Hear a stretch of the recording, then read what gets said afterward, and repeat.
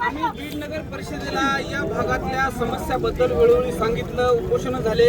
इथला एक कार्यकर्ता आहे ज्यांनी 12 निवेदनं दिलेली आहेत. नगर परिषदेला आम्ही हे सांगितलं की किमान इथं 8 ते 9 हजार लोक आहेत. साधा पाऊस आला तरी त्यांच्या घरात पाणी जातं. मुरुम नाल्या काढणे ह्या मूलभूत गरजा आहेत आणि मूलभूत मागण्या आहेत आमच्या. नगर परिषद आता मुदिराज साहेबांनी सांगितलं किंवा लोकांना त्रास होऊ नये असा रस्ता रोको करा. आम्ही म्हणलं फक्त 5 मिनिटात उठू.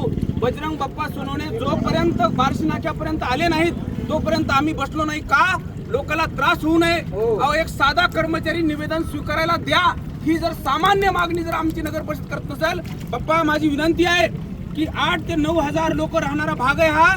सब साधा निवेदन स्वीकारायची जर अनास्था आहे नगरपालिकेकडे असेल, नगरपालिकेला साधा अर्ज स्वीकारायची जर आवश्यकता वाटत नसेल, माझं पोलीस प्रशासनाला विनंती आहे